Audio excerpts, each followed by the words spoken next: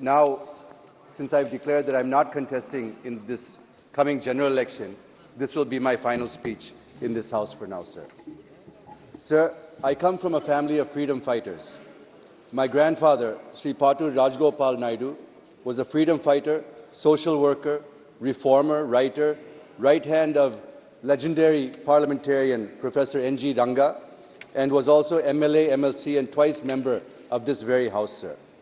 My mother was a fourth-term MLA and a minister in the government of Andhra Pradesh. So I come from a family, sir, which has a legacy of fighting for the people.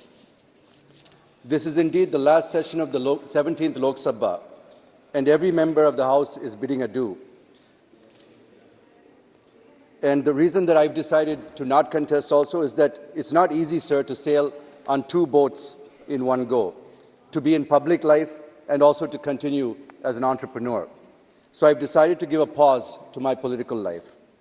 Despite stepping aside from electoral politics, my commitment and resolve to serve the nation remains steadfast as I plan to contribute to the country's development by investing, innovating, creating employment opportunities, and generating revenue and wealth for the nation, sir. My group of companies is providing jobs to about 17,000 people and undertaking various welfare measures for them and their family members. So I serve the country in a different form, sir, and I'm sure this House and the people of my state will appreciate my decision.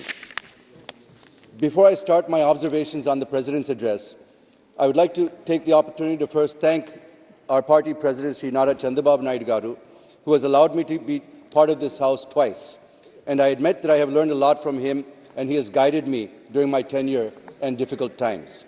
I also would like to thank the Honourable Speaker and all the chairmen for their help, cooperation and guidance in this House.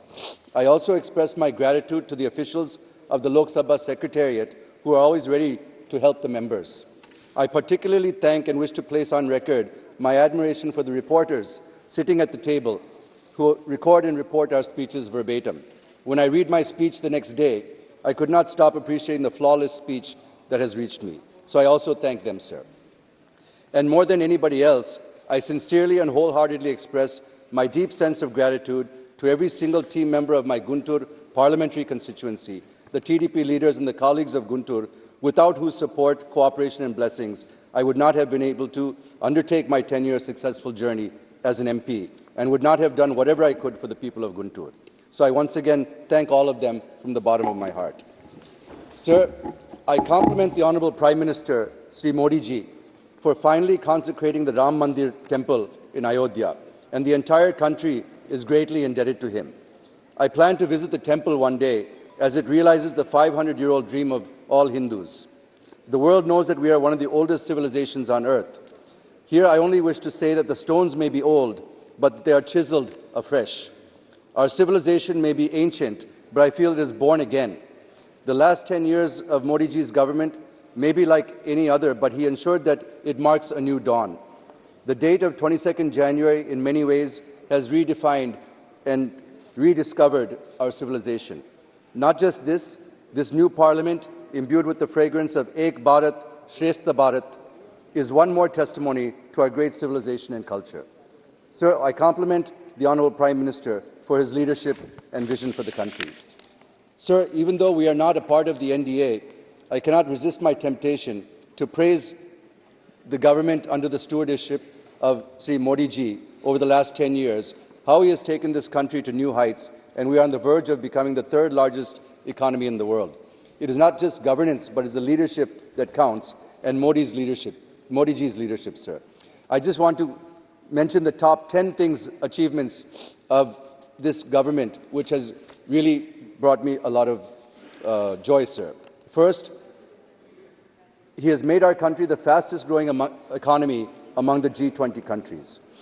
25 crore people have been lifted out of poverty, and 80% are being given free food grains until 2028.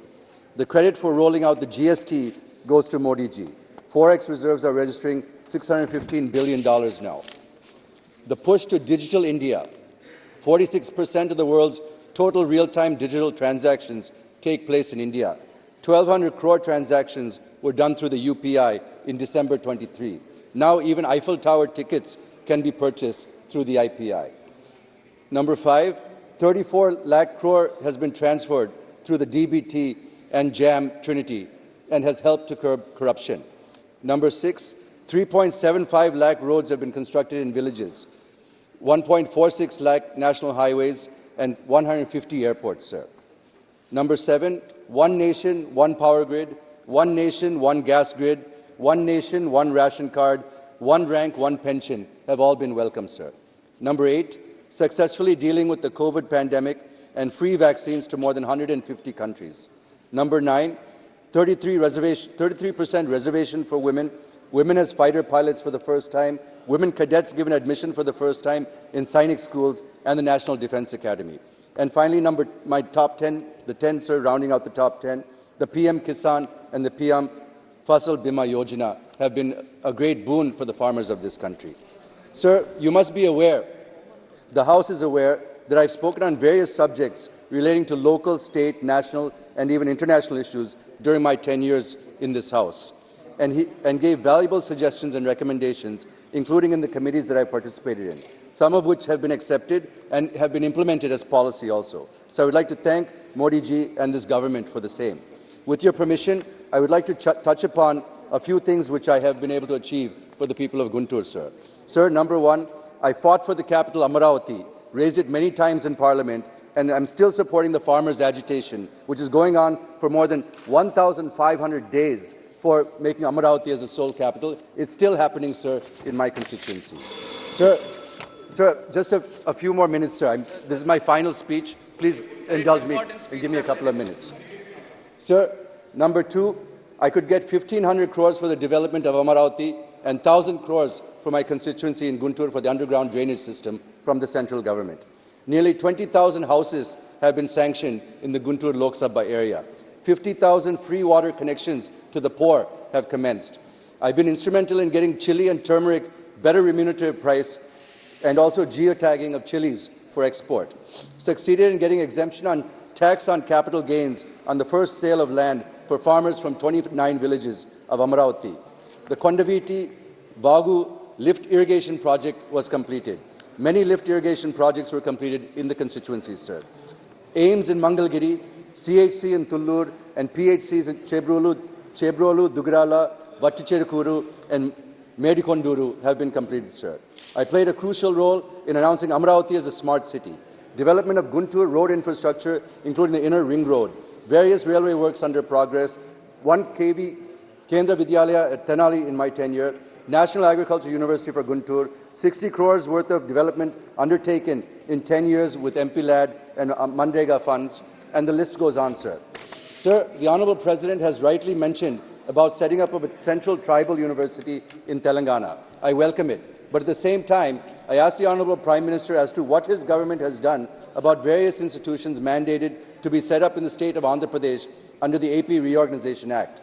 As per the 13th schedule of this Act, the Government of India should set up 11 institutions, right from Tribal University to National Institute of Disaster Management. Sir, the less I talk about Polavaram, the better. When TDP left the government in 2019, about 75% of the project was completed. But now, even after 5 years, it appears the project is exactly where it was 5 years ago. Since this is my final speech, I appeal to the Honourable Prime Minister to approve the second revised cost estimate of the project, which comes to 55,656 crores, and complete the project in a time-bound manner. Sir, again, I don't want to enter into a debate on special category status to AP. It was Modi ji and former Vice President Shri Venkaiah Naidu Garu who promised SCS for 10 years to the state. Nothing happened, and the Government of India is trying to escape by showing non-existing 14th Finance Commission recommendations. All I ask the Honourable Prime Minister is to either give special category status to AP or extend all facilities, financial and otherwise, that are being extended to the northeastern and the hilly states, also to AP as a stopgap arrangement till SCS is confirmed for a period of 10 years, sir.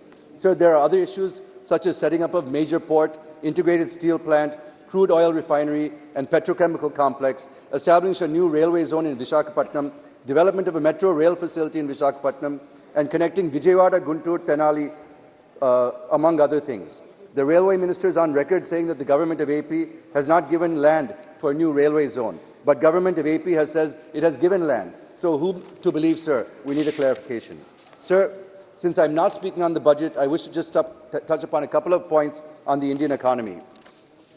Sir, by moving from the 10th largest economy 10 years ago to the 5th largest is an indisputable fact that we are one of the biggest bright spots in the world's economy today. Modi ji rightly says that we have immense potential, backed by impressive performance during the last decade, as we could demonstrate and showcase robust and resilient growth driven by perseverance, ingenuity, and vision. I wish that Bharat continues this in the coming years and becomes the 3rd largest in the next 2 to 3 years' time. We should all agree that reforms help us to be the fastest growing economy among G20 countries. The growth this fiscal is estimated to be about 7.5% when compared to 9.1 in 21-22 and 7.2 in 22-23. Forex reserves are over $615 billion US. FDI is impressive. Foreign trade is going up. 25 crores came out of poverty. Unprecedented creation of infrastructure with 23.5 lakh crore tax receipts and 30.3 lakh crore revenue receipts are very healthy, and less anticipation of borrowings are there in the coming fiscal. I am sure that Bharat is poised to achieve these set goals in Amrit Kal, and the list goes on.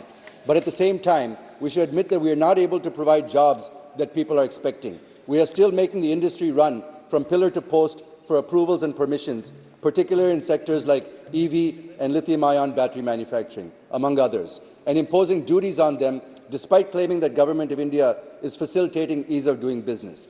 I appeal to the Honourable Prime Minister to focus a little bit more on this, sir. Otherwise, it's not easy to achieve the objectives behind Atmanirbhar Bharat. There are some challenges that our economy is facing, such as increasing integration of the global economy, and to be in tune with that, we have to push our domestic performance and also be ready to bear the spillover effects of the global economy. Secondly, artificial intelligence and the challenges it poses to governments, given apprehensions that AI may eat away jobs, particularly in the services sector. Thirdly, non-availability of talented and skilled workforce in the industry. I am sure the government is looking into these and other issues to further propel the growth to become the 3rd largest economy, sir.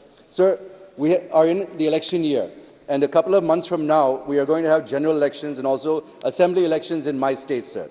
For free and fair elections, the Election Commission should ensure error-free electoral rolls. But if you look at AP, the ground reality is the other way around.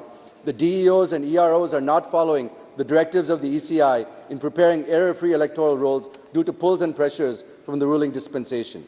The delegation of TDP met the full ECI, and letter was also written by former CM Sri Nara Chandrababu Naidu Garu about the subjugation of the democratic rights of the people of AP through electoral malpractices and of removing names of TDP supporters and sympathizers from the electoral list.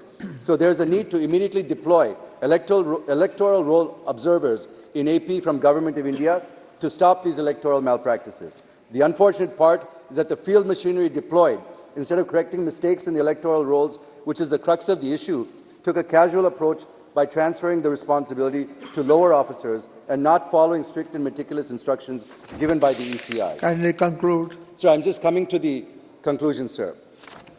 Sir, I'm coming to the conclusion.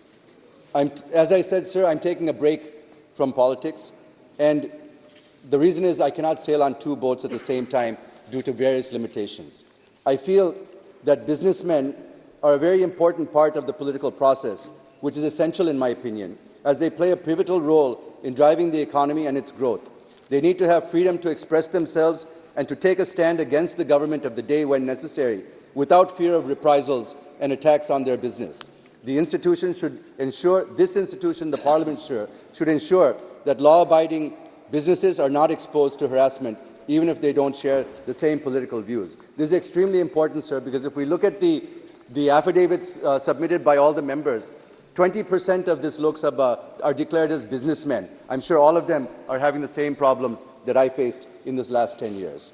In the developed world, business people are encouraged to be part of the political administration, as they can play an important part in helping people take charge of their economic destinies. Unfortunately, in our country, this means constant fear of reprisals and vendettas. To start and run a business, one has to get more than 70 approvals from various agencies at the local, state and central level. And each of these agencies can be weaponized by the party in power, which is detrimental to the Make in India initiative, Atmanirbhar Abhiyan, and defeats the very objective of ease of doing business. While I may be stepping away from politics, I will not be sleeping, sir. I will continue to contribute to my state and to the country. As a businessman, by investing, innovating, and creating employment opportunities, revenue, and wealth for the nation. When I can devote my full time to politics and be the type of representative that I want to be and that the people deserve, just like Sriram's return after his 14 years of Vanavas, I will also come back stronger, sir. With these words, I support the motion and thank the Honourable President for her address to both the Houses. Thank you for giving me the time. Thank you very much. Thank you.